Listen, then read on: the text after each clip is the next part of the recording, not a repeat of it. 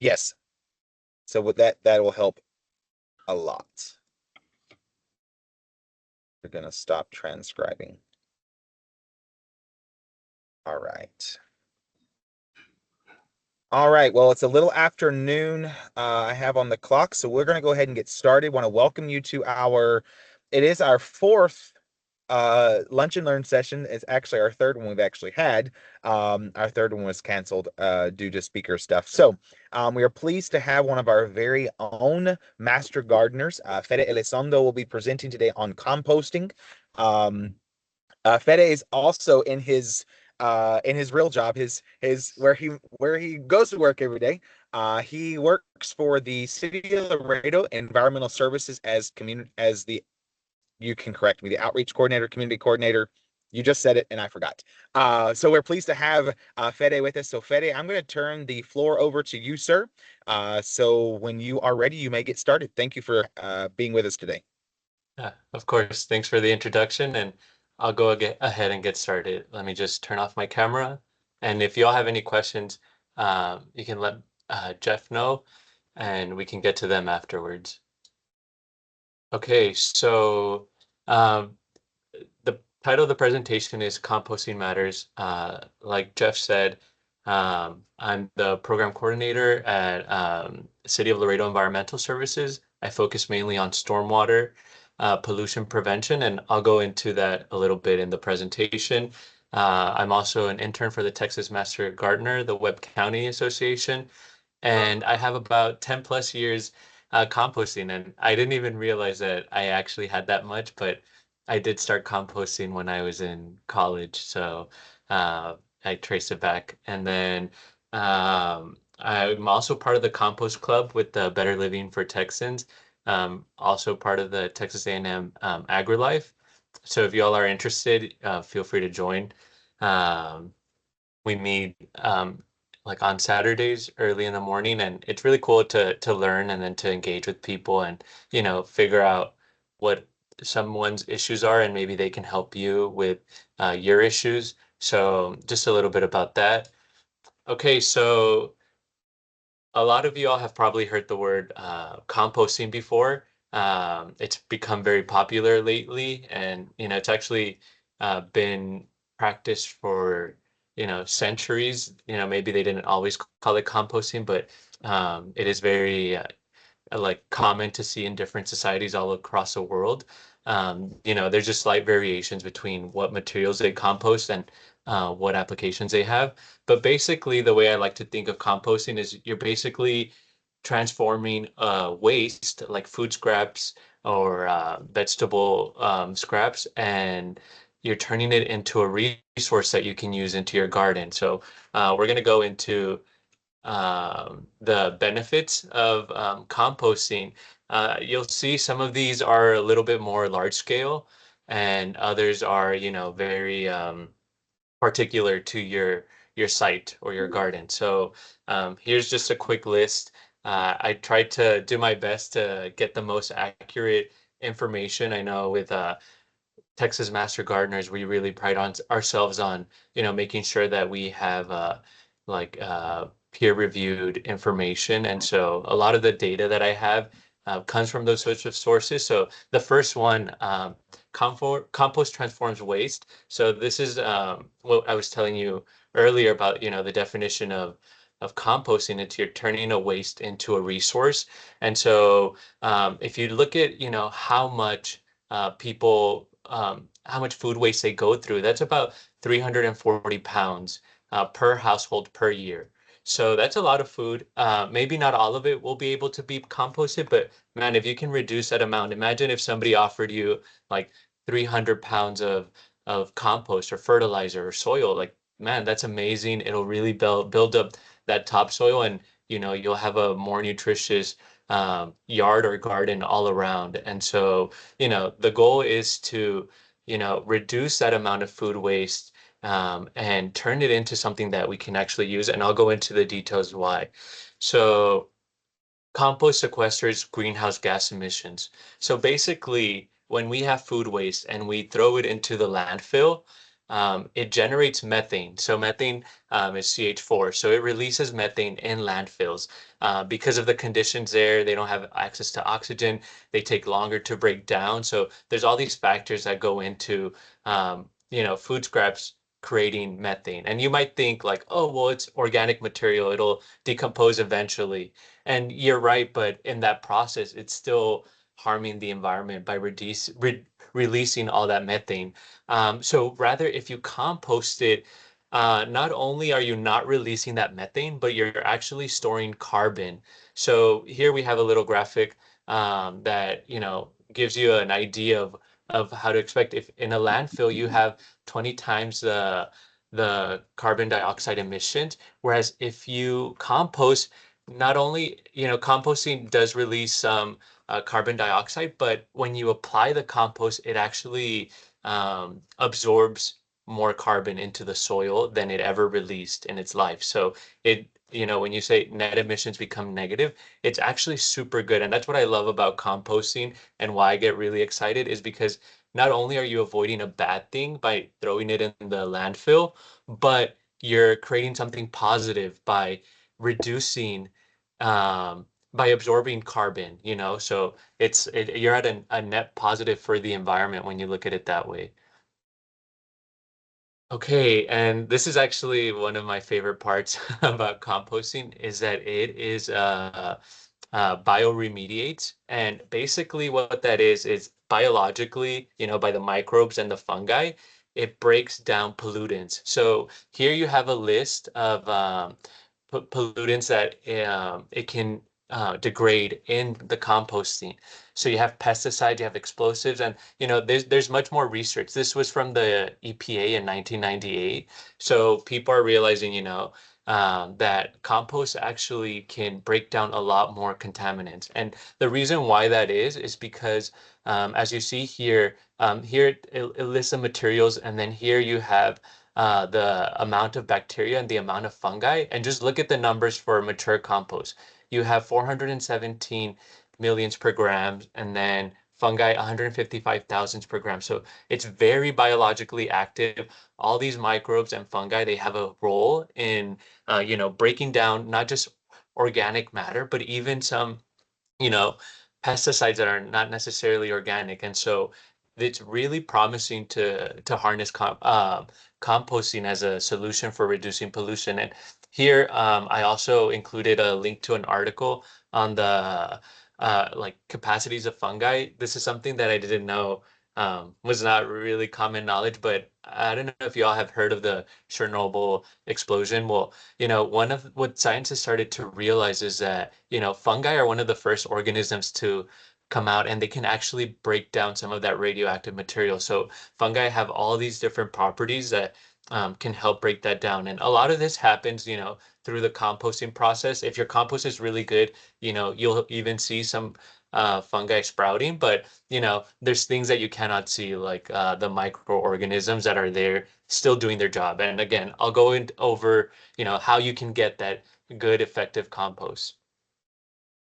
So it enriches the soil. So this is what most appealing to gardeners is that it really enriches the soil by returning nutrients. So when you think of like large scale agricultural production, a lot of those nutrients, they get extracted and, they go from the farm to a store to our table, and then from our table to a landfill. So that's a very linear cycle. What compost does is it makes it part of a circular economy. So it really continues a cycle of, well, you these fruits and vegetables that you might be growing in your yard, let's return some of those nutrients back in the soil. And, if there was a large scale operations that, some cities have or municipalities is that they, are able to, sell that compost and it becomes a very valuable resource, not just for, us as gardeners, but, for the people growing our food. So here's just a little overview of just like I said, there's different types of composting. These are a couple of the feedstocks they use. The one that is more appropriate for, us at the individual like gardener level probably is the urban yard waste. And here you can see the amount of nitrogen, phosphorus, and potassium.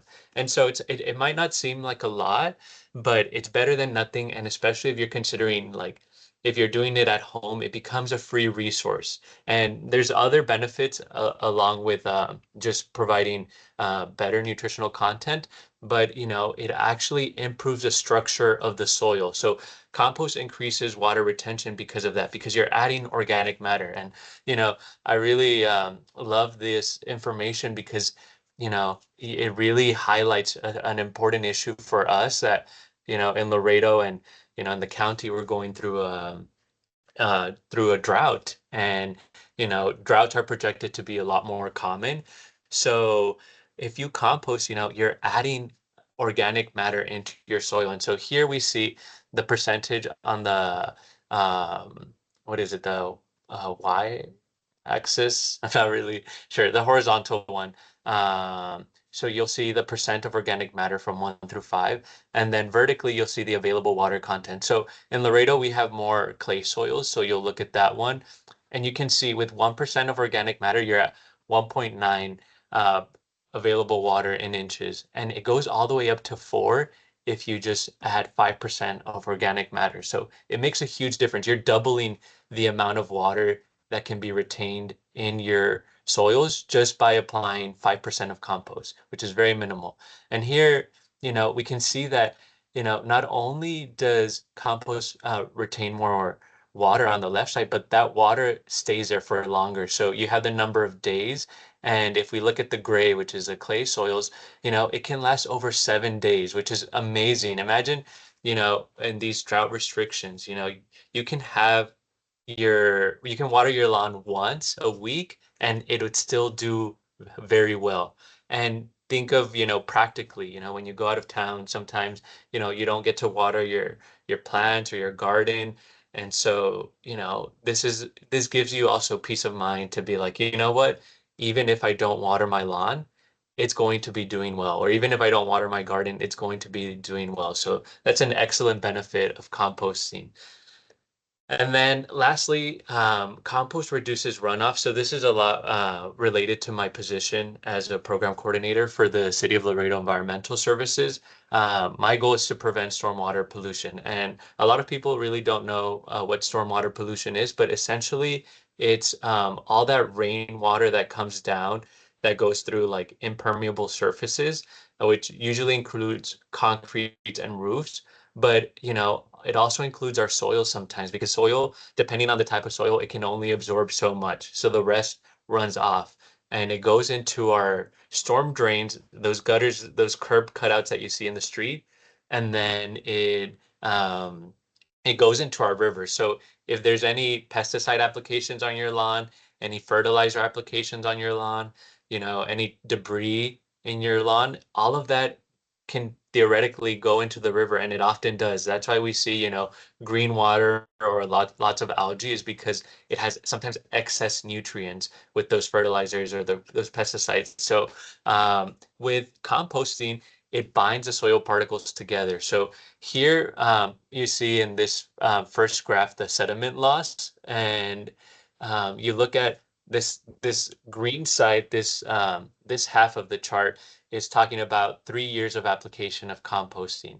And you can see the amount of sediment lost. So the bar on the left is the compost applied, and the bar on the right is no compost applied. So look at that reduction. It's crazy. And it's actually really helpful for the environment.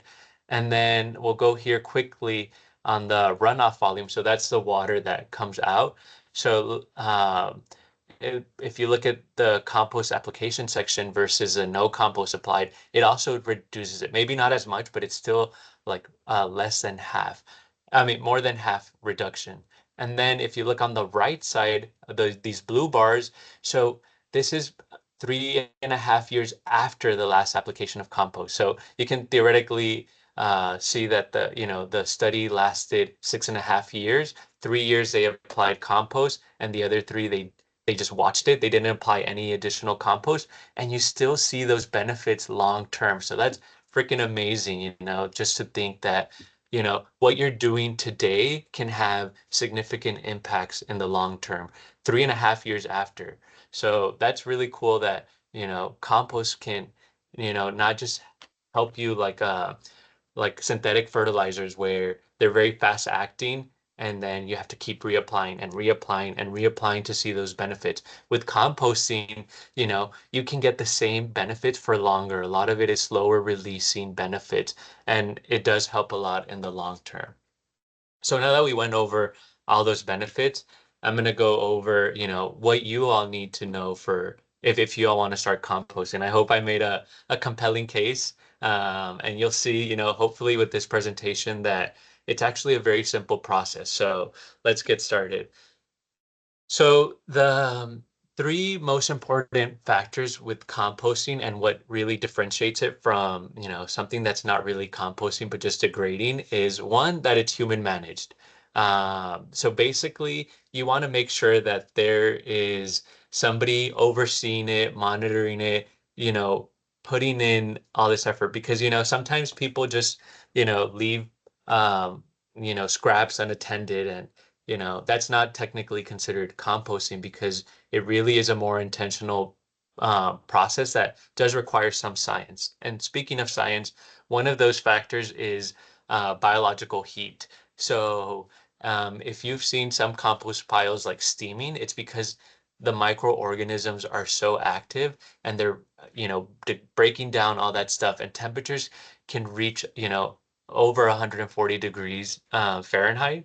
And it's actually really good because it kills any pathogen. So let's just say you have a banana peel that's just super brown or a moldy apple and you compost those. Well, you don't really have to worry that that bacteria is going to get into wherever you apply the compost because that biological heat, those thermophiles, those heat-loving bacteria really thrive on, those temperatures. And so they will help, get rid of all of that unwanted bacteria, the more unhealthy bacteria. And so, it is sort of more of a science to it when you're, having to manage your compost.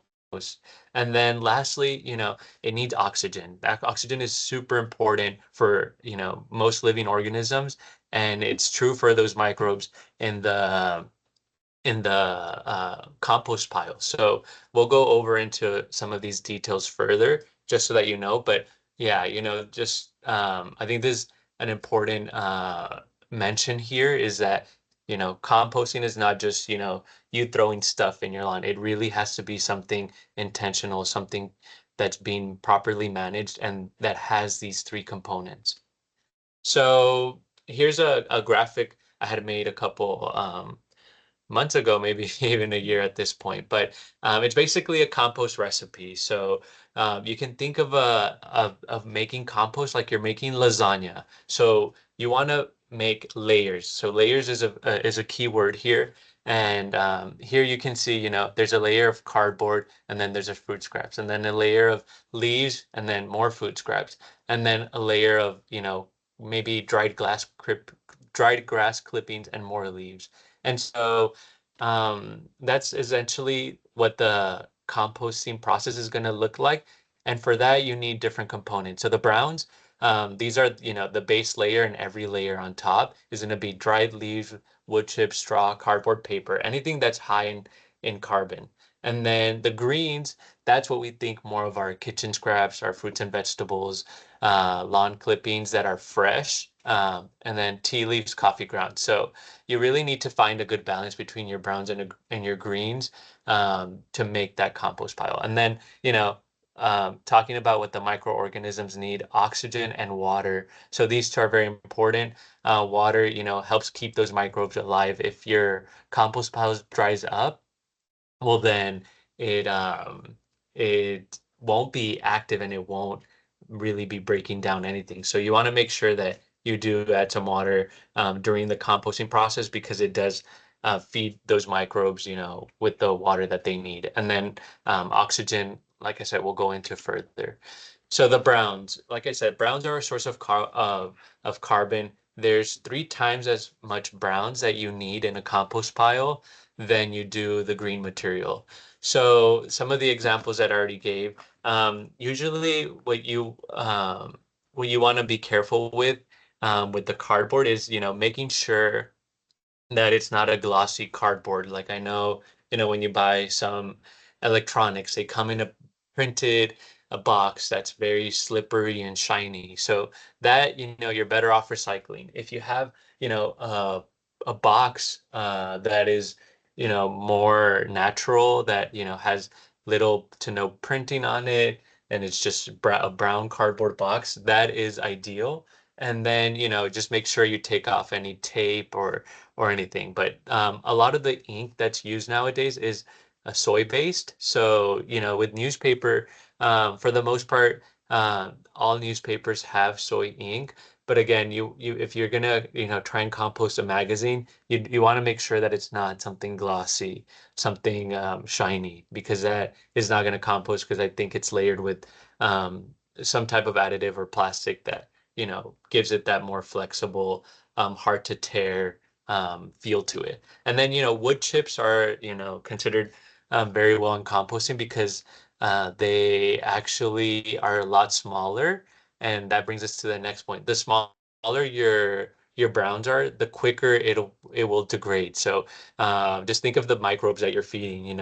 If you're giving them little, like, microscopic wood chips, then they'll devour that a lot quicker, because it's more to their size. But if you put a whole cardboard box and just expect it to break down naturally, it will eventually. It'll just take some time. So the goal is to shred it as much as possible. If you have a shredder, that works great. And the reason why browns are important is because they cover up smells. So a lot of times when you're troubleshooting your compost, the odds are that you need more browns. They also allow space for oxygen. So all those, having, just to go real quick on the graphic, having a layer of brown materials throughout really increases the oxygen content a lot more. And then it also provides insulation, so it's a good, like, temperature regulator. Sometimes it blocks, the sun from the microbes and stuff like that. So it's really good. This is actually, I think, the most important part of composting, is making sure you have enough browns. And they really have a critical function in composting. So you want to make sure that, you put them all around, so that it does protect your compost pile. Next, we have the greens. So greens are a source of nitrogen. So the recommended dosage is, for every 1 part of greens you have, put 3 parts of browns. So if you have a handful of food scraps, you want to make sure you have 3 handfuls of brown material, like leaves or cardboard. And and so a lot of those greens, there's, a couple considerations that you have to take for the general part. The way I like to describe it is that compost, it likes a vegetarian diet. It doesn't really like any meats or oils or fat. So your compost is actually pretty healthy. I remember thinking, like, whoa, that's crazy, like a compost pile even is picky with its food. And, it would, if you put any other material, it would eventually degrade. But the best materials for your compost pile are the most raw and natural materials, which is often fruits and vegetables. But I do want to caution you with citrus and peppers. Those are a little bit more difficult to break down completely, because their properties are very aggressive. And the same thing with alliums, like onion and garlic. If you think of citrus peppers, onions, and garlics, those are all very harsh, very strong ingredients. And so you really want to limit those a little bit, because it will take your compost pile a lot more to decompose. And I can tell you from experience that, and usually I don't actively try and compost these, but if they get in my pile, it'll break down. You just want to limit the amount of them. Like, you don't want to, put a whole bag of orange peels in there. You want to put it at a little smaller scale. And then with the tea leaves, you want to be careful, because tea bags, some of them are made with plastic. So it's actually not the best to compost. And especially if you're not sure, I don't think a lot of companies disclose whether theirs have plastic. Some of them do disclose, oh, it's a compostable tea bag, which is great, but there's also things within that is it compostable at a home compost system or an industrial facility. So I would say the best way to go about it is just open the tea bag and take out the tea leaves, unless you can ascertain that there's just paper in that tea bag. And some people I've heard they really don't mind if it has a little bit of plastic, because at this point even our water has microplastics. But if you're going to be applying this, you don't want to really introduce more plastic into your vegetable gardens, especially if you're going to consume them. And then, the greens, you want to make sure you put them in the center and always cover them with browns, because the greens are what smells. They're really high in nitrogen. So usually if your compost is smelling bad, it's probably because you either have too many greens or you're not covering the greens enough with the browns. And, one thing that I do is that I store my compost or like my kitchen scraps in the freezer before I compost them, because it really retains that nutritional quality. Whereas if I have it in a bin, and let's just say I have it in a bin in my countertop with a lid, and I'm adding kitchen scraps there, by the time that I get to composting it on the weekend, it's already been degraded for a couple days. So the way I think about it is, it'll be healthier for my microorganisms. And I actually have worms in mine, so I'm a little pickier because I know that, they prefer to have the more fresh ingredients. So I try and keep them in the freezer or the fridge, and it also prevents it from degrading too quickly or from having any smells on your kitchen countertop. Okay, and water. So, like I said, water is what keeps the microorganisms alive. The consistency that you want in your pile is just like a damp sponge. Like if you squeeze your kitchen sponge and you can tell that it's moist, but it's not dripping wet, that's the great consistency that you want to look for. And sometimes this can be a little hard, especially like I said, that we're going through drought restrictions, making sure you have adequate amount of water in your compost bin. So what I usually do is I'll rinse a container that I keep my kitchen scraps in, and I'll use that water. And usually, it's a good size because, it's usually, I fill it with water to the top to get all the kitchen scraps that, left some juices or, stain the bin a little bit. So it works really well. And that's usually the only amount of water that I add. Unless, I do notice that the compost pile is getting a little too dry because I haven't added anything or it's really hot out, then I'll add more water. So that's why a quick hose down might be helpful. But again, you don't want it to be sobbing wet. And then, some people have lids on their compost pile, and I'll show you some examples of that. Because when it rains or, in some areas where it snows, that extra water can cause the compost to leach. So you'll have, all the juices of the compost just leak out, and that could become a contaminant.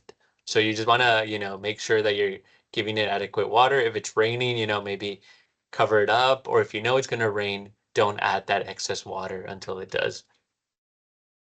Okay, and oxygen. So oxygen is what keeps the microorganisms active, and they really do need that oxygen because that's what helps increase the decomposition rate. So the more oxygen you have, the quicker it'll decompose.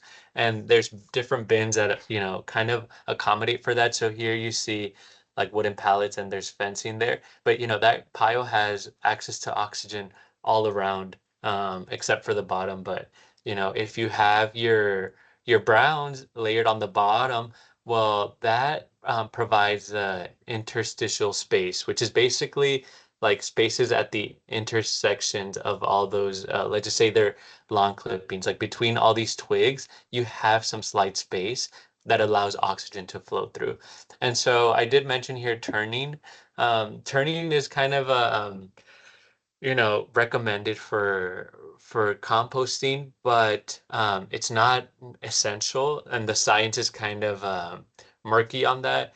People generally recommend it because they kind of humans like to overmanage things, but if you have sufficient browns and that provide that space between, you don't really need to turn your pile too much. So, but it is said that it increases access to oxygen, but those benefits really only lasts while you're turning it. And, within a couple hours after, the oxygen levels sometimes even go lower, or they stay the same as what they initially were.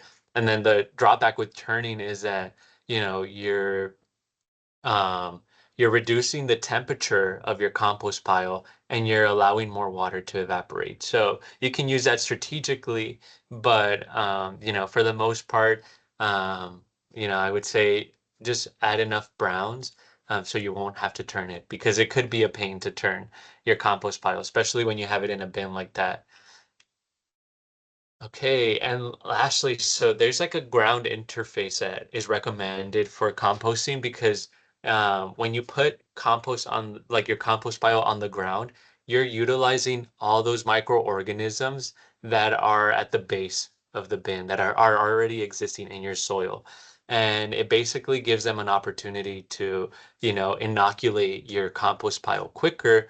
And then, for for me, like that I have worms. I really need that like ground barrier because it allows those organisms to, if the conditions in your compost pile aren't ideal for their survival, well, they can just migrate, down into the ground or, until your compost pile is fixed again. So it is really essential and it does provide that starting base for your compost pile. And it's ideal if you put it in a land depression, like a dugout area, slightly, like a bowl almost. That way, if it does get excess water, well, that water will be contained in your compost pile and it won't leach out. And so the best way to kind of harness the ground is by layering it. The first thing you do with your compost is just put a layer of like 18 inches of brown material because that'll be sufficient for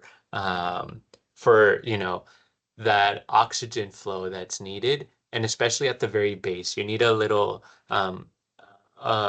bit more starting off just because that those brown materials are going to be there the longest. So you just kind of want to think, okay, let me provide a bed for my compost pile of browns. And my general rule is just put browns all around because it is really facilitates that whole composting process. Okay, so this is just kind of like a, a takeaway from the compost recipe with more details, but essentially what I think are the most important takeaways is have 3 times as many browns as you do greens. For your greens, don't put any, eggs, dairy, fats, meat, fish, all that stuff. It'll just take longer to decompose and creates a lot more smells, attracts more pests. So you want to be careful. And I can tell you, I've heard, people say, "Oh, I put eggshells in my garden," and that's okay if you're just putting the eggshell. But if you put it in a compost bin, the eggshell is actually a little hard, so it'll delay the curing process of your composting. That's not to say it's not nutritious for the compost. It definitely is, but it will just delay the composting process a lot, and that's true for all of these. Like animals, when you see them in the ground, well, they're decomposing, but they're not necessarily composting, and it takes pretty long. And if you've ever smelled like a dead animal, it's one of the worst smells. So you want to make sure that you don't introduce that smell into your compost pile. And if you do, add lots and lots of browns, but I would not recommend it really.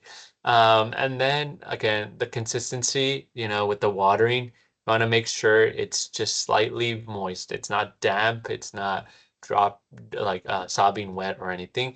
And then layer, layer, layer, because the layer is going to provide access to more airspace. And then lastly, that ground interface. So here, give a channel for all those microorganisms. If you have earthworms, they'll help quicken the process as well. Okay, so now let's talk about the different ways of composting.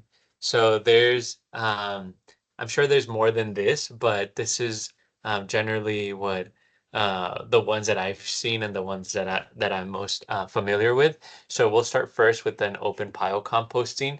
So here you can see it's a mound, and essentially, you start with your base layer pretty wide, and then you keep adding the green material inside the center, and then you layer it again with brown. So I really like this image. It's a little big on the pile, but I like it because it's all covered in browns. And that's kind of what you want to go for because, again, the browns will prevent the smells from coming out and kind of protect all those microorganisms in your compost bin.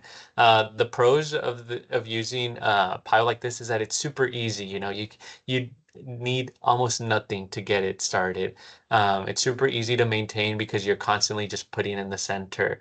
Uh, you're putting your greens into the center and then just covering with brown. There's a lot of access to oxygen because there's no barriers around there, so it just gets a natural airflow. The drawbacks to this is that, you will attract animals and, sometimes it might not be, your like local pests, but it can even be your pets, like your dogs.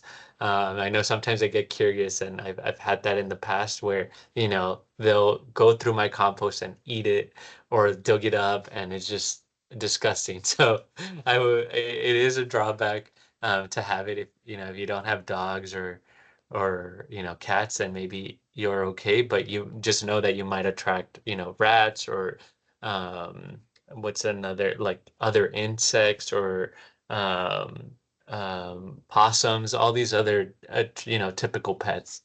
And then, it's also more prone to leaching. So as you can see, it's exposed to all the elements of the weather. So if it rains a lot, well, then you can expect some of this to run off. And those that excess water can create leaching of the compost juices. So it's also not really recommended, but it is a simple way if you want to get started that doesn't cost anything. You have nothing to lose. You can try it out and see how it goes. And then, as you continue evaluating it, see if this is a good system for you or if not. It's really common in farms or agricultural areas where, people just the farm workers just have these piles where they can get start a new one and then grab the soil from the old one. Okay, the next one is screen composting. So this is actually probably the most common types of compost systems because they're very simple. So here they use chicken wire. And you can see that the chicken wire has holes, but it holds everything together. Like the holes are small enough where, very little to no leaves come out. If a rat wanted to go in here, it would really have to climb all the way to the top. So, or bury under, but at that point it becomes, a little harder. And if you have enough brown material holding it, well, then that's an additional layer of a barrier. But basically, the goal with this is that you have your compost pile a little bit more maintained and constrained more than anything. And then, the fact that, you still have some oxygen going in through the holes or the slits, that's actually perfect for composting because you're still getting those layers of oxygen throughout. So the pros, it's a little bit more protected from the weather. Like if it rains, larger debris won't, come out. And it also has some insulation. So here the slits are providing a little bit more of shade from the sun if it's very harsh. It's also more aesthetically pleasing than the last compost pile because it looks more intentional, it looks more contained. Your pets are probably not gonna access this because, for a dog to bury its way in here is gonna be pretty difficult. And then it's super cheap. The drawbacks to this is that, smaller animals might still access like a couple bugs and critters. It is a more permanent location. It's harder to move until you're done with the pile and it's empty. Then you can move it. And usually, one structure is not enough, and you'll see that in a lot of different configurations as well, because essentially you want one structure for what you're actively putting in, and then another structure to let your compost cure. And I'll go more into that in a little bit. And some people use a three-chamber system. So they'll have a pile that they're actively adding into, and then they'll have their brown material so they can easily grab whenever they go and put their green material. And then they'll have another one that is curing, like you're waiting for it to process. So that's a pretty standard system. I would say with two, you're good. Three is like, okay, you're fancy. So here's a tumbler composting. So you all have probably seen a structure like this. It's very common in apartments and um, places where, they might not have um, like a big outdoor area to do this, or for people who don't want pets, I mean pests, sorry, or who have pets and they don't want their pets to get into it. It's raised because it's on a stand, and then it's in this chamber. And so the the tumbler, it functions where you just put the items in here. You don't really have to worry about layering it, because you can turn it. And a lot of them, they'll have a crank, or you can just with your hand just move it. Make sure you have a lid on here. And they usually come with lid. And then, sometimes you can turn the edges, or they'll have openings for vents, which is really nice because it'll add more oxygen. So this is kind of the go-to method for a lot of people who don't want to deal with the messiness of composting.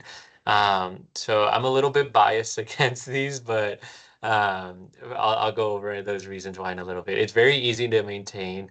It has protection from the weather. Once you close it up, it's virtually like not really impacted by it too much. And even if it rains, some water might get in through the slits, but not a lot compared to an open pile, or a bin, like another bin that we saw previously with the chicken wire or the pallets. And then, it does provide a lot of protection from pests. It does mask smells, though not sure-proof. You still want to make sure you're adding browns to really mask those smells. And it's easier to move, once you finish this area, you can take it somewhere else. Or let's just say you've only started it and it has very little material. Well, it's so easy to just pick it up and move it. They do get heavy if you add more, so just keep that in mind. The drawbacks is that, they're very small in my opinion, and one is not enough. So there's just a one chamber. There's some that have two chambers and they're divided by a wall. Those are better because, like I said, in one side you can actively add material, and in the other side you can wait till it's ready. So that's usually the recommended is like, one's not enough, and they're kind of pricey. So something like this, you're looking at like $50, and this is just a one chamber. The two chamber ones go from like 150 to $300. Um, so it is higher up front costs. And then the reason why I personally don't like them is because it gets really wet and it's really hard to tell when they're finished, because I guess they're that protected from the elements that they don't really, degrade as quickly. And then, it's just the size is so small that, sometimes people don't even want to wait to cure their compost, and they're constantly adding to the same area, and you'll never really get finished compost like that, and it'll take longer. And people say that it gets too wet and too clumpy, which is not really recommended for application because it's usually high in nitrogen. And there's no ground interface. So like the microbes there, you can, kill most of them off. I mean, I'm sure some of them will survive because there's a lot of different species of microbes, but they won't survive as well as they would in open ground, because again, you have naturally occurring microbes in the ground. Okay, so windrow composting. I'm not going to spend too much time here because this is more for an industrial level if you have heavy equipment and machinery. But basically they just make rows of compost, and they form them like that so machines can go through them very easily. And this is usually what municipalities use. The good thing is that you can handle so much material. So, like I said, more larger scale industrial applications. The drawbacks is that it's really difficult to assess what's going on with each compost pile. Depending on the feedstock, because you just have general piles that you're managing. But overall, very efficient for a lot of material. And lastly, vermicomposting. So this is my personal favorite. I find it to be the easiest, but it is actually somewhat demanding. And I'll explain that in little bit. But so essentially, vermicomposting is composting with worms. So the worms essentially digest the greens, and they use the browns as like bedding, and that eventually breaks down. So you really want to make sure that, if you're going to have earthworms, that you have conditions in which they thrive in, which is usually dark, moist, and cool conditions. So this is a bin that I really like because it has that ground interface all around. The holes are pretty small where, only worms and maybe a couple other insects can go in, but because it's underground, well, it already further reduces pests, sorry. And then, well, and also your pets with with the lid because it's underground, it's a lot harder to reach. And so, this is a more sophisticated system and it has everything. I actually have one of these in the office and one at home. And it's really cool because um, it really has a separation here, and there's also holes in this wall, so they can go from one area to the other. And one, like I said, one chamber should be for actively putting materials in, and another one should be for the curing process, the waiting process. And I love this too because worms, like if they don't like the conditions you're giving them, let's just say you add too many greens or it's too wet, well, they can just exit out of there. Or if, let's just say the ground is too wet, they can go in here where there's a lot more brown material. And the reason why I really like it is because it makes the composting process super quick. Like it goes by in half the time in my experience. And the compost quality is a lot higher because not a lot of it, a lot of it is digested, and those whatever the worms digest, that's called worm castings. And so those worm castings actually are very beneficial for your soil because they have, added microorganisms and, preserve more of the minerals. It has less salts than, a traditional compost pile because the worms are the ones that are, maintaining that moist environment. And the great thing too is that the worms double their population every 90 days. So that's pretty cool. You can have a whole worm farm. And here at my office, I've had this system for over a year already, and I've used worms for events, and I'll take them and I'll give them to people so that they can start their own worm bin. So it's a really cool regenerative resource that, has awesome benefits, and the worms are also really good for the environment because they tunnel through and create airspace in your ground soil and allows more water to be absorbed too. Our last speaker was saying that, they're actually great in clay soils because clay is so compacted, which is, usually what we have in Laredo. So, with the worms, they'll create those tunnels to allow more oxygen and organic matter and water absorption. So I think this personally is my favorite. The drawbacks is that you do need to be careful to keep them alive. And if you can't just grab from here and put it into your garden, because if you're not feeding them in your garden bed, then they'll start eating your garden. So they're hungry and they require food. So you want to, make sure that you're feeding them adequately and that you're providing the good conditions for them. So I the one I have in my office is indoors, and they've been doing great. I recently installed one in my backyard, and it's not. I don't know how well it's doing, to be honest. I just started maybe a month or so ago. Actually, after our last presenter, I was like, you know what? This is perfect. Like I know how they're beneficial, so I'm gonna add them into the ground, and I have this similar setup.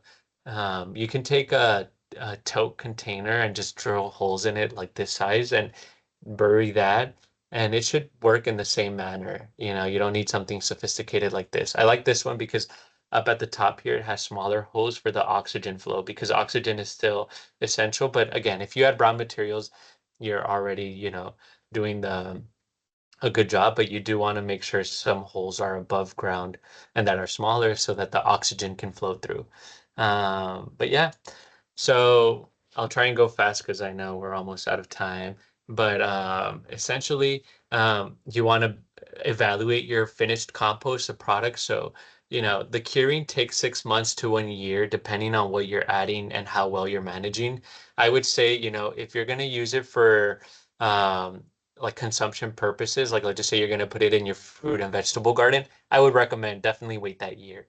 If you're going to use it for, potted plants, maybe it doesn't have to go the full year. It can, go up to like 8 months maybe. I think 6 months is a bare minimum. Even with my worms, they quicken the process, but from start to finish, I would say that's 6 months. So 6 months is probably the most efficient system. 1 year is just like the gold standard. And that's why you need two bins. One, so you can continue adding, because imagine if you only have one bin, you're not going to be able to add anything for 6 months to a year. So this a second bin would kind of supplement that, where 1 year you'll put in one bin and then you'll let it cure, and then the next year you'll continue you'll put in the new structure. The other thing that, when you're harvesting your compost is you want to filter out larger particles and seeds. So a lot of times that's like the citrus, the eggshells, some woody branches that you may have put in there.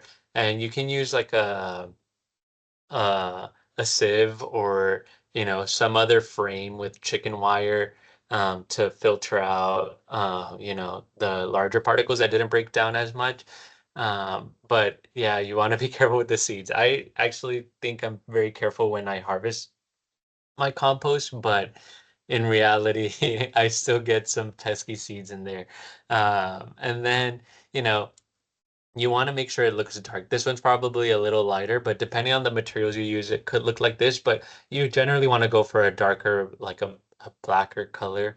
That's usually when you know that it's very degraded and healthy. You want the consistency to be moist, again, not damp, but you can tell when you hold it that, it has some water content in there, but it's not dripping. It's just, microscopic water. Um, and then you want to make sure that your compost doesn't smell. That's when you know it's ready. When everything has really broken down, it'll start to smell neutral, or even like that, like sweet earth smell, where you can smell dirt, or before it rains. Maybe not as heightened as before it rains, but it does smell good. You'll notice. And then, if you're doing soil testing and you want to test your compost, well, you want to make sure that the pH is neutral. And it can go slightly alkaline, which is more than 7. But again, a neutral pH is recommended. That way you don't mess too much with your existing base. So applying the compost. So you want to mix it into existing soils. That's generally the rule. But you can top dress for plants that you already have, or like trees, for example. Obviously, you don't want to, mix in compost at your tree roots that, you're gonna probably harm the tree more. Or the same thing goes for other shrubs. So you can top dress it. And it's really good for seeding lawns. So it's actually really good, and yeah, it's great for starting seeds. And I've actually had this happen multiple times where, tomato seeds are so freaking small, and I don't go like I go through my compost pretty well, but I still get tomato plants growing everywhere, which isn't a bad thing. It's actually pretty cool when you see those surprises. It's kind of, I like to think about it as a compost giving back to you. Like, hey, here's this present for you. You have a tomato plant. Or recently, I had a gardenia, and I actually, top dressed the gardenia. And even though it was in a pot, I top dressed it. And I think that's what messed it up, because I started growing papaya in there, and it just killed off the gardenia. So you really, if you don't want seeds, be careful when you add them to your bin. I think that's the easiest thing. Unless, you're okay growing, seeing whatever comes out, it's, genetically fit because it went through that whole process. And, generally you don't want to overdo it. I've had this problem before where I think more is better. That's not true for compost. So the way that you want to think of it is 5% of weight, which is 1 to 19 parts 1 part compost to 19 parts of your existing soil mixture. So basically, if you have a pot, only fill up that pot, 1 part of it with compost and the other 20th parts with, the 19th part, 18th, I guess, parts with soil.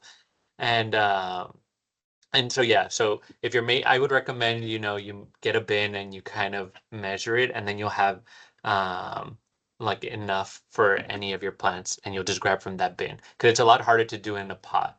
And then, you want to make sure you don't go more than 25% in volume, which is 1 part compost to 4 parts soil, because that is too much nutrition and can actually kill your plants. Okay, so these are just troubleshooting. Usually the answer is to add more browns. If it's not hot enough, then you add more greens.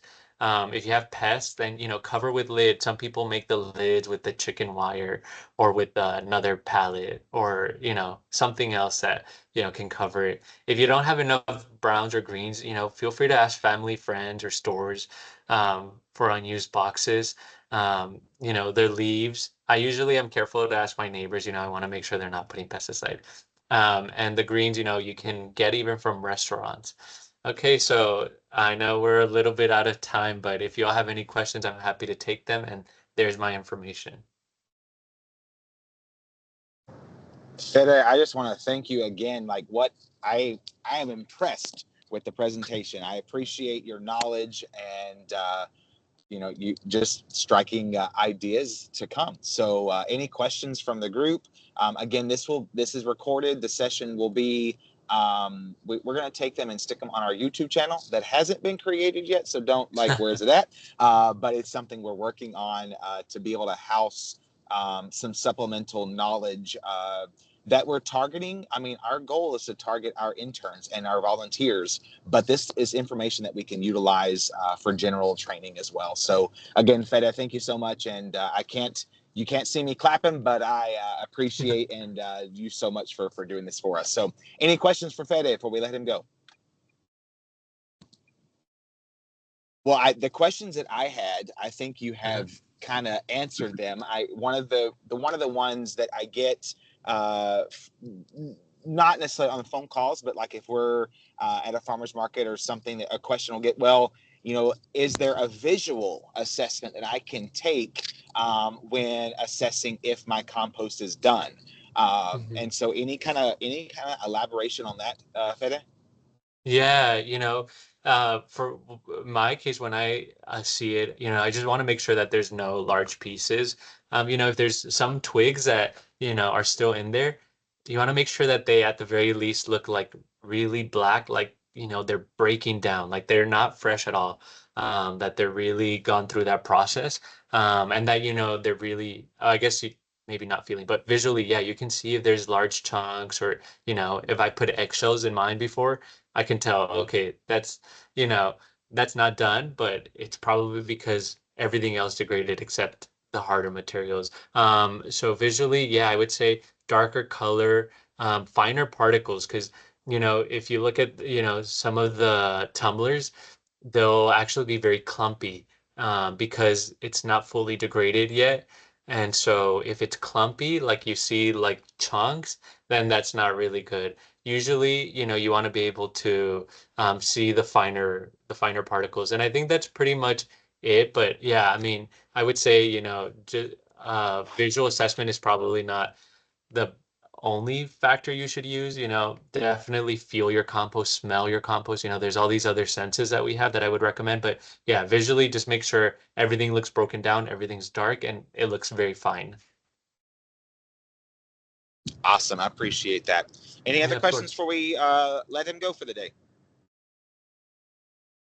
Thank you all for having me. I All appreciate right. Well, while we're still on recording, I'll go ahead and let us know. So our next one will be August the 16th at noon. We'll be welcoming horticultural agent from Hidalgo County, Ashley Gregory, as she presents on Curbside Appeal, the ornamental impact. So we're excited to have her with us in the coming weeks. So let your interns know, your other friends know that we've got that coming up. And I know we've been posting some things on WhatsApp. So stick with us, and we will we'll look forward to seeing you all again soon. Y'all have a great day. Thank Thank you very you. much. Good, great job, Fede. Thank you. Appreciate it. I learned a lot. It's a lot of work and it's a lot of time. You know, if he borrows the leaves, if he gets leaves from his neighbors, he has to make sure they haven't used pesticides. Oh shit! I mean, we use everybody uses pesticides. Well, you don't have to use leaves. You can use other things. I mean, leaves are there. Mhm. But cardboard, you said, was excellent because it's, but you have to be careful. You can't get plasticized, you know, or with a lot of ink. So yeah. You know, but I look at the boxes that come with some of the boxes that come, like that big box that I got from that, Mhm. that this thing came in. That's a perfect box. Mhm. You have to be careful with some with colored inks, Mhm. and you know, no newspapers are good also, but not magazines because anything that are glossy is very bad. But this was great. Mhm. And this was a guy in our class that gave me this. But he does this for a living too. Okay. Yeah, he works for the city.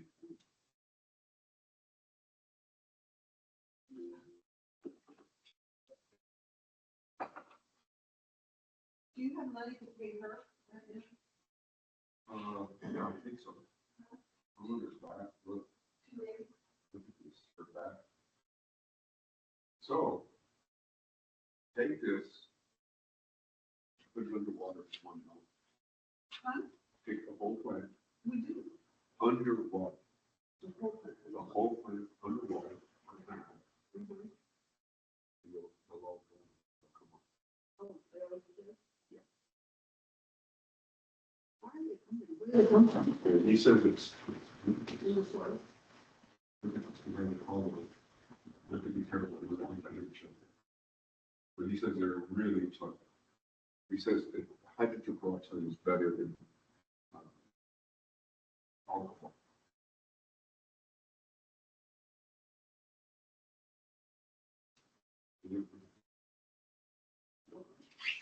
I mean, I haven't come and looked at it, but yeah, they're both. He said, take the whole plant and put it in the water. Can't hurt it.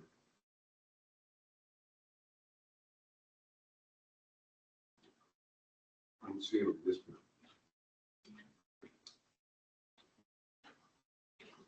No, I do. Yeah, I'm sure. No, let me see what this one.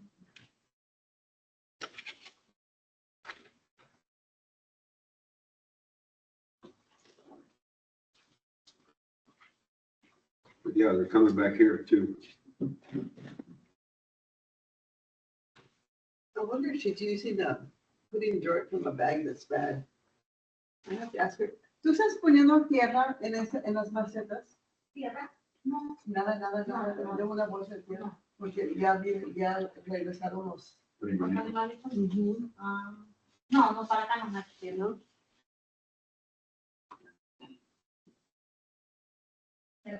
Voy a abrir el paquete porque ya me iba a servir. ¿Ya va a comer?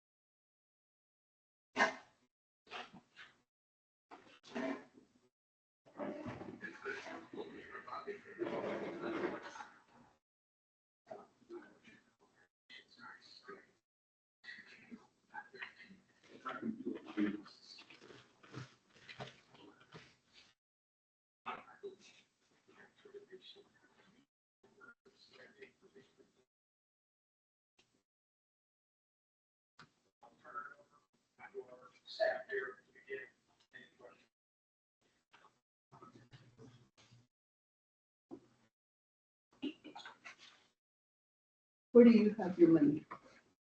On my wallet. I don't think I have enough. You have to go to the bank. I gotta go right now too. 280? No. Okay. Well, here is for you to cash this check for me. Do I need to No. sign it in the back? Is it bank anything to you? Yeah. Yes, you do.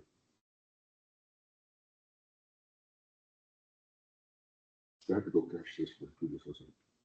And you can get my one from the, I want to make that cash.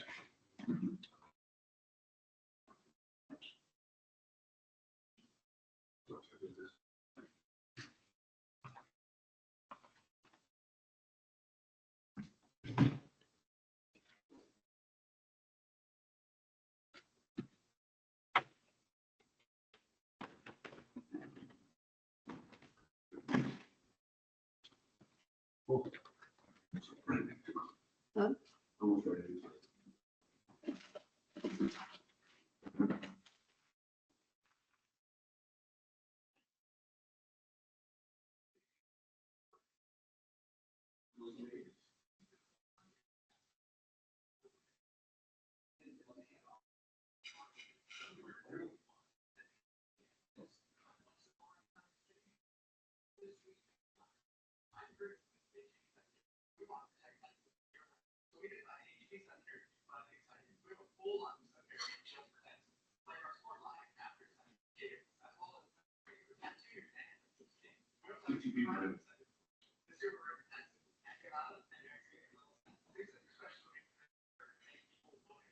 They look at themselves and make a little, they can make a big process. This stadium started to France and it enjoyed a thrilling opening day of track and field competition for these Paris 2024 games. But it was not big game in the women's 800 meters who is not here. That is the gold medalist. Oh, look how 24 games. But it was not big game in the women's 800 meters who is not here. That is the gold medalist. you got both. You know, if you think, you're gonna be attention.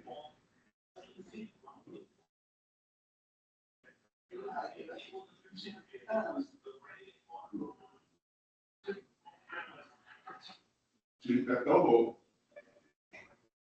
this one? one on the right, Yeah. because her, and she blows this one too, and if they catch you on the back, that's when you really good. If she cuts in, look, she tries to cut this one off. Now, we can't see that depth. It looked like she was about to hit her and it backfired on her. Yeah, I think you're right. Oh, right. She was a gold medal. So,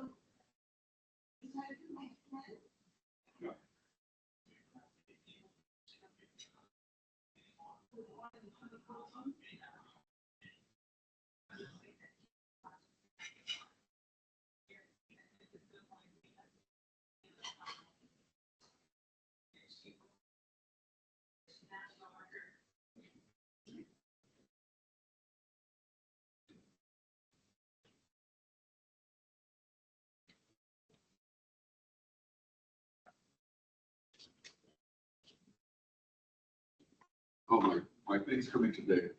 It's out for delivery, UPS.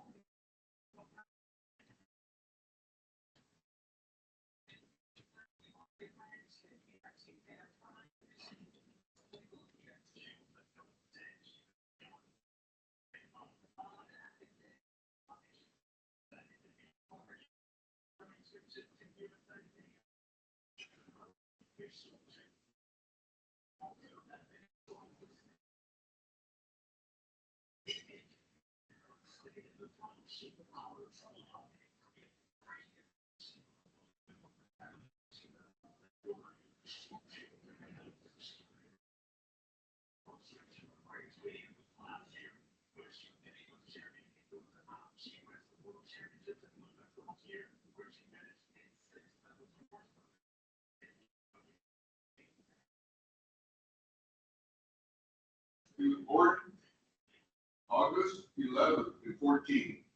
Okay.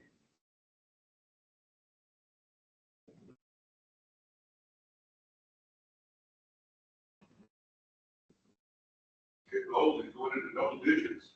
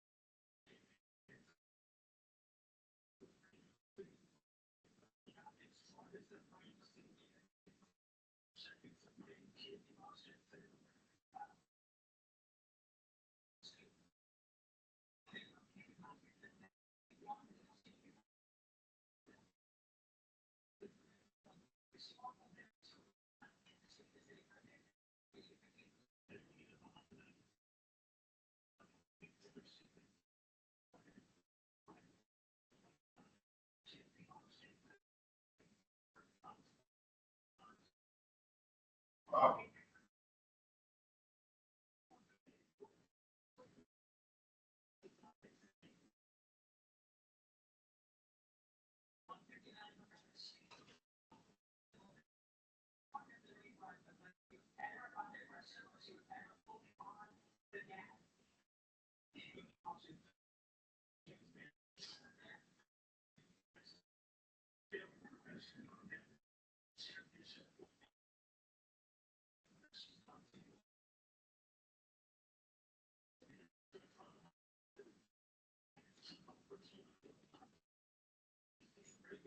What's the?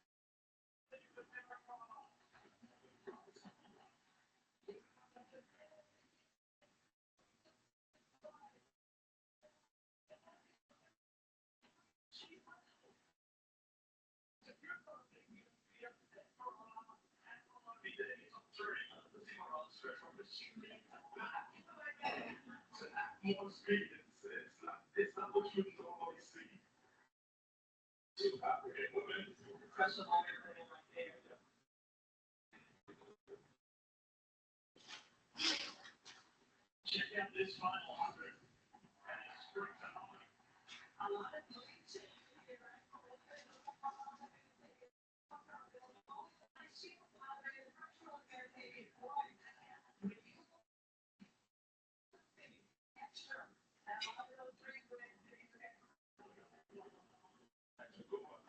A very strongly purple soda that she should wear these.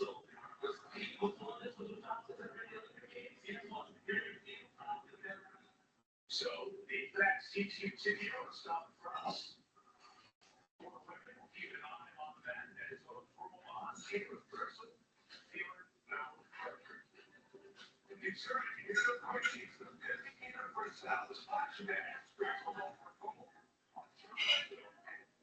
something up if we continue working on this swimming and we're in some of the lines, you can see a lot of Paris on this one.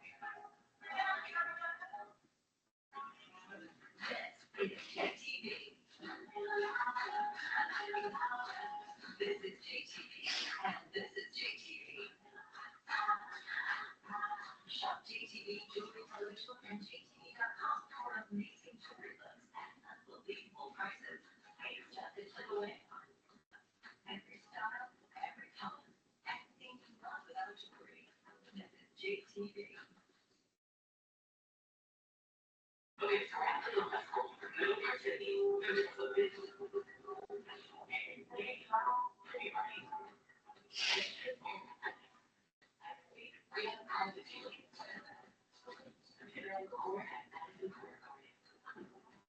I'm gonna go, I'm gonna.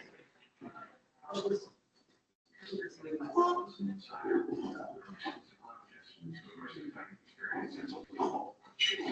was trying to get the drive, and then back, to actually get the money to pay for it, and we cash it out.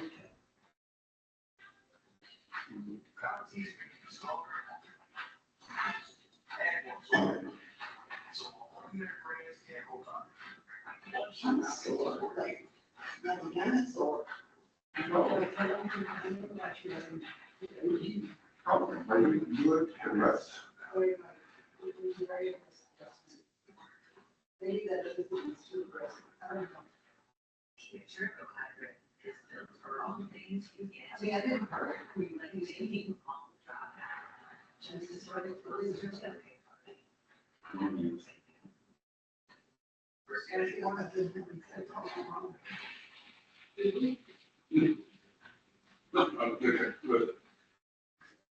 Good when I was young. Good when I was young.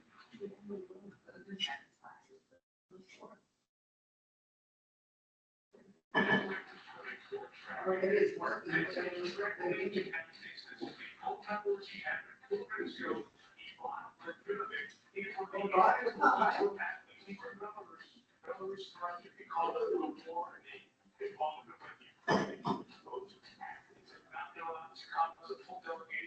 This is the part I like. It's a big deal.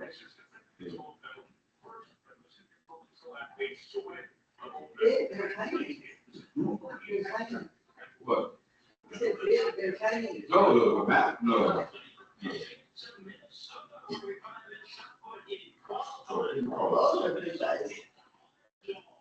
I haven't understood what's so excited about this. Look at it, three. I'll scroll down 16 pounds. Big, mini, strong, mid. To take a 16-pound bullet or cannonball.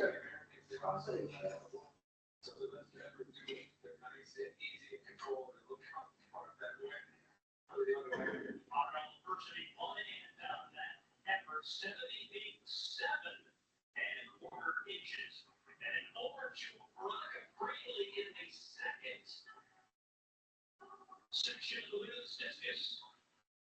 Well, that was really, really clean. Just down the left side of center. A nice long goal for Veronica Braley. Great yoga. I'll just spread across the ring. A nice high left block case with a little bit of press off right. That's what this whole play went. but that's exactly what you want. Exactly like the shop I've ever seen. Nice, easy, smooth growth. She can get out there over next to. She can graduate program at Vanderbilt University. And yesterday, put out a tweet where she was concerned that she wasn't going to be able to afford her rent and was asking for some help. Well, who descended into the help pile? Well, Reddit co-founder and husband of Serena Williams, Alexis Ohanian, said he would step up and he would split with. Okay, so you hear that story at track and field. They're running a little bit later than scheduled, so you can follow the last heat on Peacock of that race anytime at the end of the summer. You know how to get bad bitten. That's bad bitten in the bottom corner. Automatic. I said on Sunday, second, try to move to the final game Cardinals outright on Sunday. We're going to take your attention away from track. We'll be back there in a little bit. We're on to swimming because we have 3 hours on the line. And the race is going to happen fast, like 3 the next 20 minutes. So settle in, tune in for the fastest of the races. And for that, we go to the pool to the picks and ramifications. Okay, bye. Right, I'll be there. Friday night and all day long, and a lot of it all the way back, way beyond the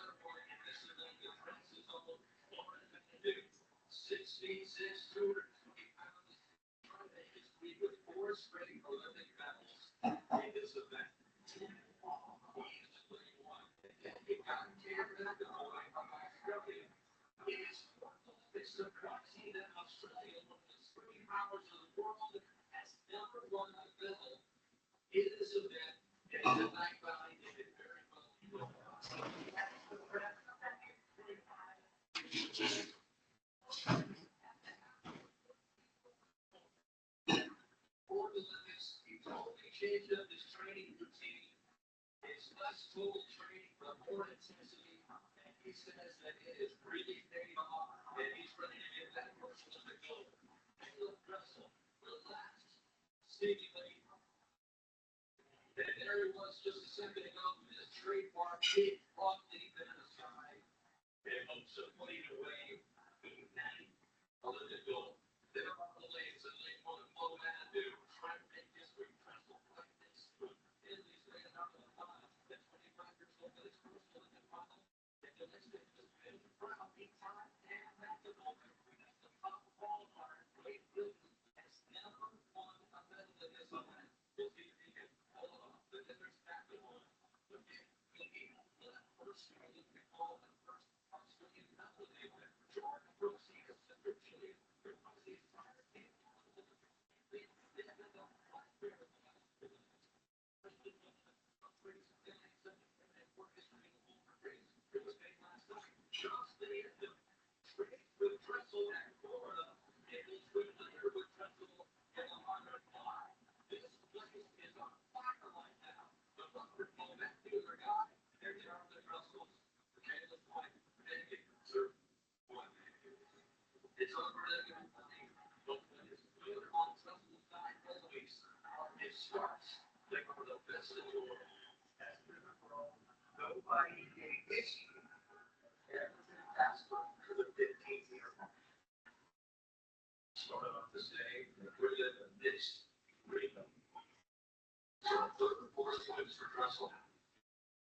So there it is, second from the top, as they start from the other end, probably not good oil that one qualifiers in the middle of the pool. And it's on top of dressing off.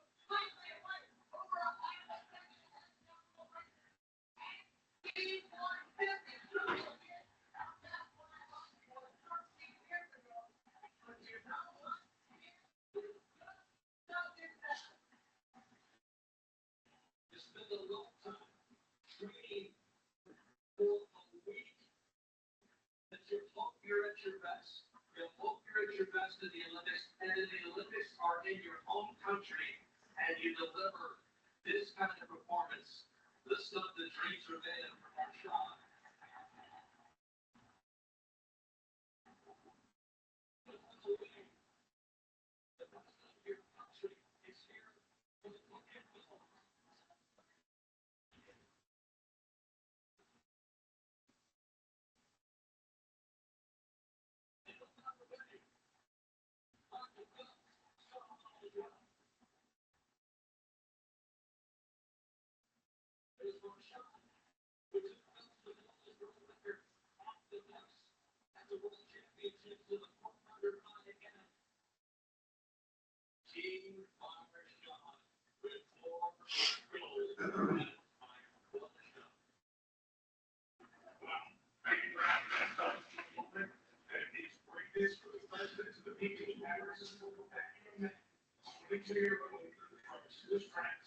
Lionel Marchand, the star of these Olympics!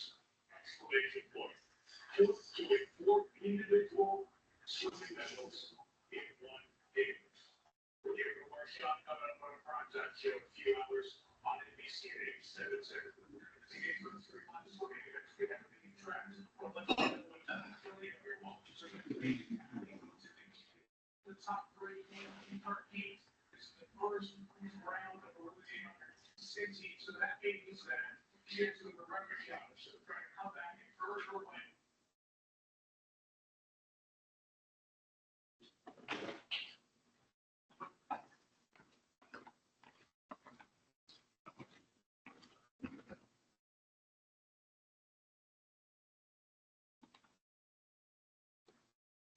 Oh, he smoked that. But you're not one and done, so he's going to be good to move on now. Once he gets into decathlon, puts the 2 heats there, and it's all completely different.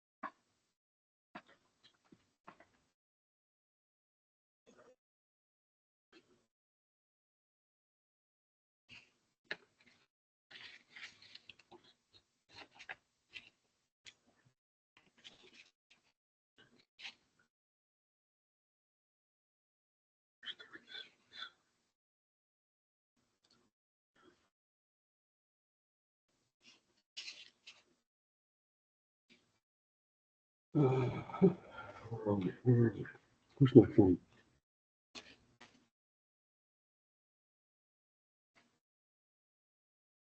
Oh, look, goodness, it's-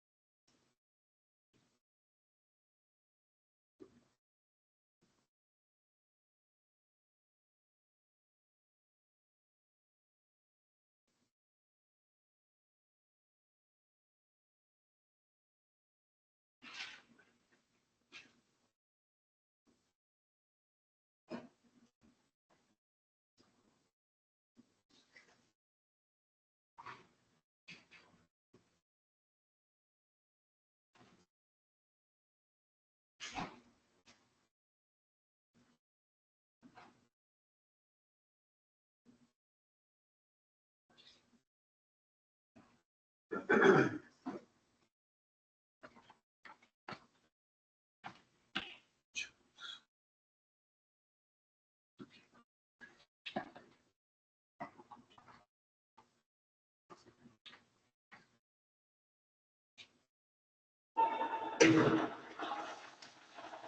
the end of a long day of competition, maybe not really a dash, more than a journey to the recovery room here as they get underway. Keep an eye on Zamek and his knee as the rest of the field moves its way down the backstretch at Ken Mullins of the Bahamas in his Olympic debut.